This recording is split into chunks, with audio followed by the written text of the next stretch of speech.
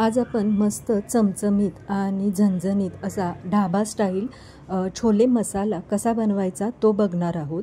अगदी सोपी आणि साधी रेसिपी आहे। छान असं वाटण करून केलेलं आहे।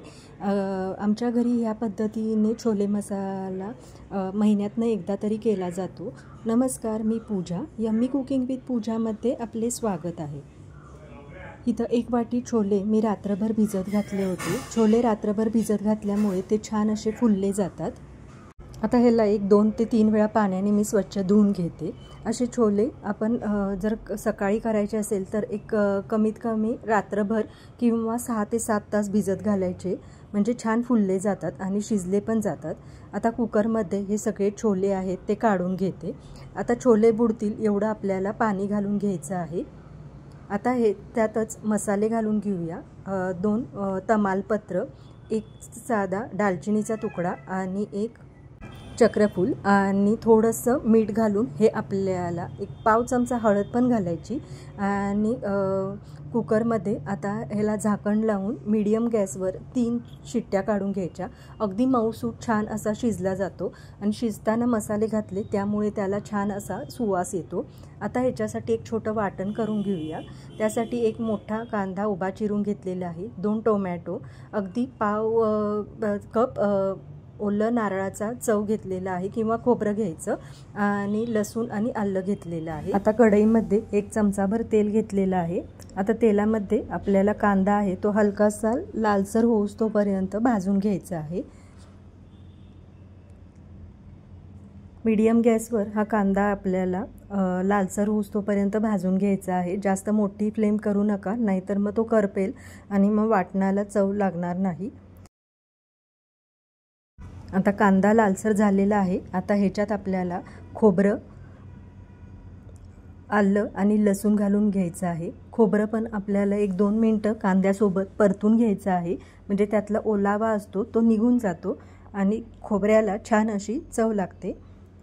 आता जो उरलेला टोमॅटो आहे तो पण आपल्याला घालून घ्यायचा आहे। टोमॅटोचा पूर्णपणे कच्चापणा आहे तो निघून जाण्यासाठी आपण थोडंसं मीठ घातलेलं आहे, म्हणजे तो पटकन शिजला जातो। 1-2 मिनिटं हलवून घ्यायचं आणि झाकण लावून एक वाफ आणून द्यायची आहे, म्हणजे टोमॅटो आहे तो छान असा मऊसूत शिजला जातो। आता इथं बघू शकता टोमॅटो अगदी मऊसूत शिजला गेलेला आहे। आता गॅसची फ्लेम मी बंद करत आहे आणि ह्याला पूर्णपणे आपल्याला थंड करून घ्यायचं आहे। मगच मिक्सरमध्ये एकदम बारीक याची प्युरी तयार करून घ्यायची आहे। आता इथं बघू शकता मस्त अशी बारीक प्युरी तयार करून घेतलेली आहे।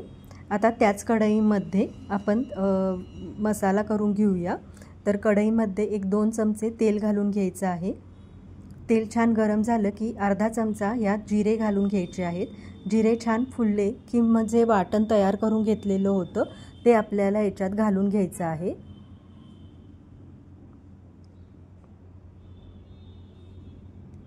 तेलात वाटण आहे ते हलकंसं आपल्याला परतून घ्यायचं आहे।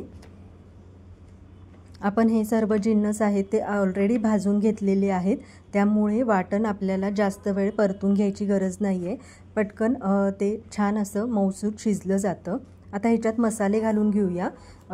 थोडासा स्किप झालेला आहे व्हिडिओ। इथं मी 1 ते 1.5 चमचा काश्मीरी लाल तिखट घातलेला आहे, पाव चमचा हळद घातलेली आहे आणि 1 चमचा कांदा लसूण मसाला आहे तो घातलेला आहे, किंवा तुमचा घरगुती कुठलाही मसाला असेल तो तुम्ही इथं यूज केला तरी पण चालेल। आता ह्या मसाल्यासोबत हे वाटण आहे ते छान परतून घेऊया। हलकंसं तेल सुटूस तोपर्यंत हे आपल्याला परतून घ्यायचं आहे। जर तुमचा मसाला आहे तो कढईला खालती चिकटत असेल किंवा घट्ट वाटत असेल तर थोडंसं तुम्ही त्यात पाणी ॲड केला तरी पण चालेल। आता इथं मी धनेजिरे पावडर विसरली होती ती घातलेली आहे। साधारण 1 चमचाभर इथं धनेजिरे पावडर घातलेली आहे।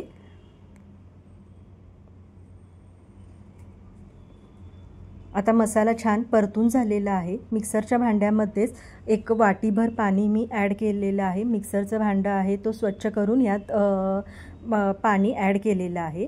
जर तुम्हाला अजूनही पातळ हवं असेल तर ह्यात थोडंसं गरम पाणी ॲड केला तरी पण चालेल।